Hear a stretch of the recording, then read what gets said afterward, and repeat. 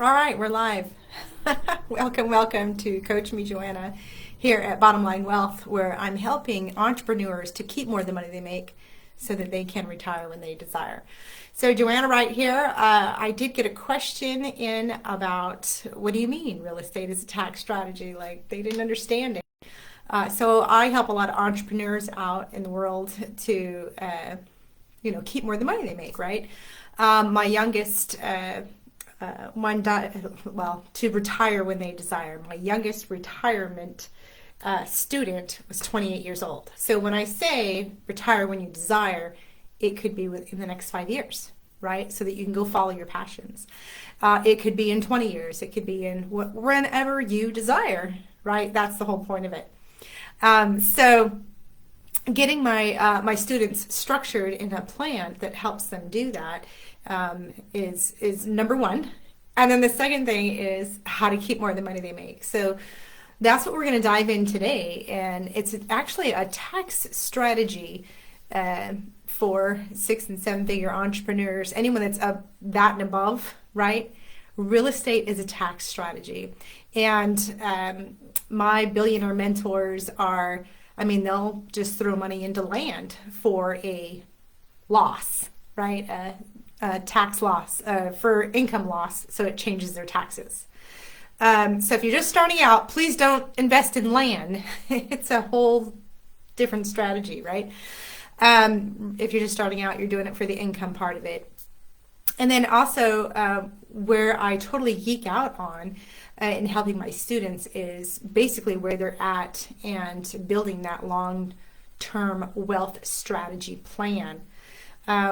What I wanted to go over today is like the nuances of why real estate is a tax strategy.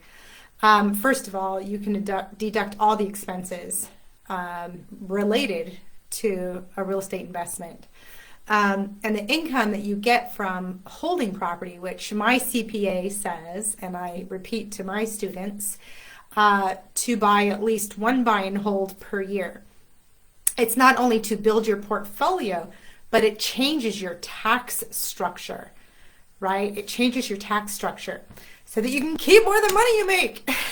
I'm just saying, I can't preach that enough.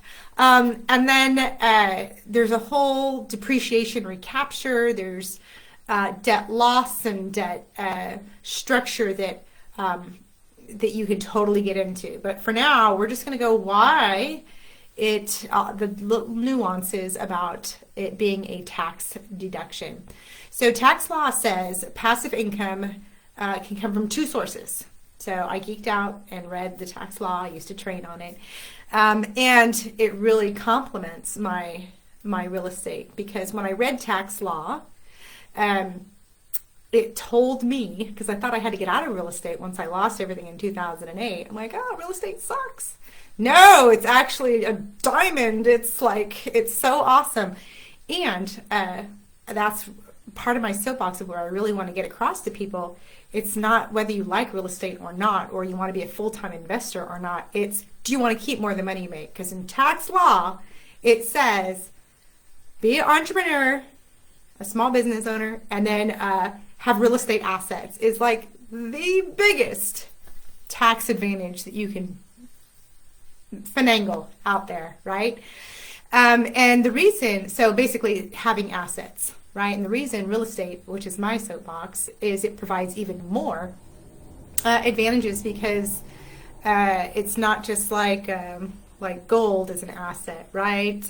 Precious metals.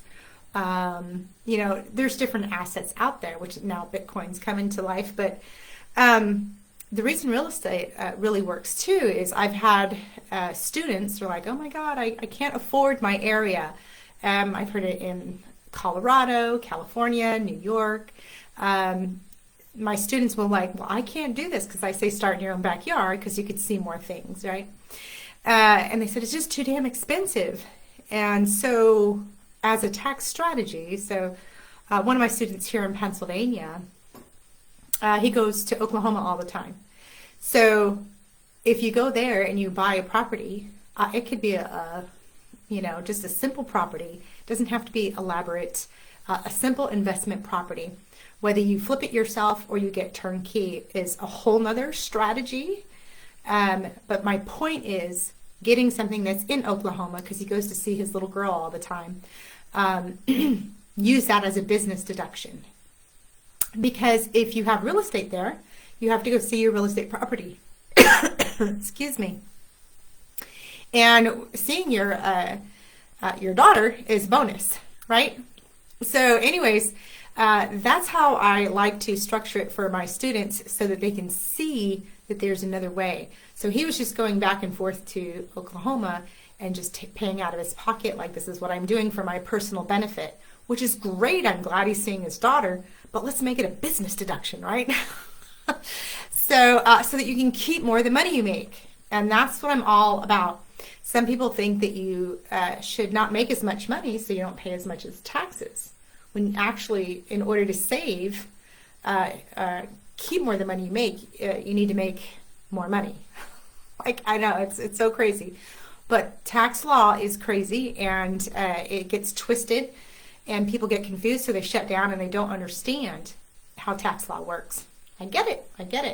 I had to push through it, and when I did, I was so glad I did. And then I started teaching other people what I learned from reading tax law, and it's totally changed mine and several hundreds of lives across the nation since I've been preaching on this soapbox about, investing is so important. It's not just about the income that you get from investments. It's about all the other things you get, right? So deduction is one of them, right? Tax deductions. You can deduct your expenses from, taxes, property taxes, right? Property insurance, your mortgage, interest, management fees. So everyone, especially if you have investment properties, I don't care if it's next door, you should have somebody else managing your properties. It's a tax deduction. So first of all, why not? Second of all, why would you sit there and subject yourself to 2 a.m. toilet calls? I call them, right? 2 a.m. toilet calls. You never know, right? So anyways, those are like the tangible things that you can deduct. All repairs to the building, everything that has anything to do with that building, you can write off, right? It's added to your tax list, right? And then also not just like the tangibles of the building, but you now are an investor, so that's a whole business. It's a business. So not only were you an entrepreneur before, or maybe your W-2, I'm looking at you in your W-2, but I speak to a lot of entrepreneurs. Entrepreneurs are my world. Women are my world, and they need to keep more of the money they make so that they can make decisions from their heart, not their pocketbook. That's my big why, and it works for everybody. However, the more women I could reach to keep independent and keep more of the money they make, the better my heart heals, right? So you get if you're already an entrepreneur, you're already using like your business home office space, right? A lot of us are in the home office space area since COVID, but there's so much more that you could write off, right? And then also, depending on how you're structured, you could actually lease that space for your real estate business. So your real estate business could be paying you as an additional income. I know, it could get crazy.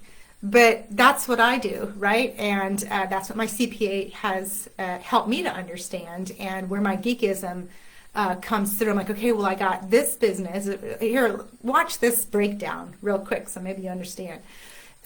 So I live on a farm, right? We sell eggs from one company that owns the farm to another company who sells the eggs, right? And then I have my office here. This is my new studio here. I actually pay rent to another one of my companies. Like, so all of this, I know it might seem a little confusing, but it's what keeps the ball rolling into paying less in taxes. That's the bottom line, right? So I'm not going to sit here and give you a fire hose of a whole bunch of information, but just some little tips to get to you so you can hear a little story, so you can hear how it flows. And again, how you're structured is makes a whole lot of difference as well. Whether it's an LLC, C Corp, S Corp, all of that is what I'm talking about. But keeping detailed records is huge. That's a huge pro tip, and where a lot of people fail. So what I do, and I'll give you this quick little tip, is let's just say my husband and I went to dinner right after looking at one of our investment properties. So we're going to talk about that investment property and its business, right? So that receipt is going to be right. You have to write on the merchant copy, by the way, not just your copy, the merchant copy. Write what it was for. And what I do is I take a picture, right, real simple, and then I save it to Dropbox. And I save it to the folder, which is now 2022 taxes. And each time I do that, all I have to do when it comes time to turn in my taxes is forward that to my CPA. And she's got all the receipts. Everything's in chronological order. I don't have to sort or do anything. She does it all for me.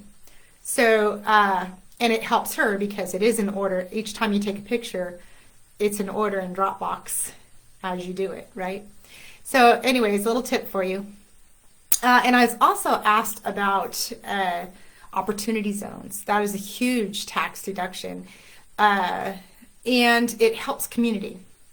So what I tell people, and I tell my students, is that each time I get a hold of a property, I'm cleaning up the neighborhood, I am providing jobs, I've raised the value of people's homes around me from $20,000 to $30,000 just by cleaning up the neighborhood. And it's a huge deal for me to be able to support the community, right? So here's a community opportunity for you guys. It's called opportunity zones. This is a huge, great deduction for people, but it's a long-term strategy. So, and I think now it's up to 2026. I made a little note here. But you can get some serious growth in the money that you put into it. So there's different opportunity zones in low-income areas, the ones that need to be gentrified and taken over and revamped. I can give you, everyone knows that Detroit was revamped, so something similar to that. They have that in almost every state, right, where there's an area that needs to be done. So look for those in your area. If you need help, let me know. I'm happy to help you out. But also, it's, there's so many different tax advantages, and I can't stress enough, if you're an entrepreneur making 6 and 7 figures, that you need some tax advantages. Just saying. Ask me how I know.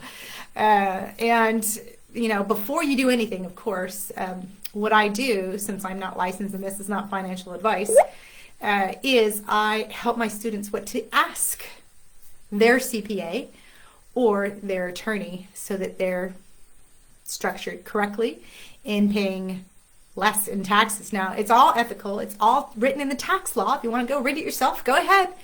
But if you need help, give me a buzz, right? Drop in the comments taxes, and I'm happy to get on a call with you guys and strategize and see how this can work for you. All right. I hope you're having a beautiful day, and I will talk to you guys on the next Coach Me Joanna, where I answer all questions. Okay? Take care.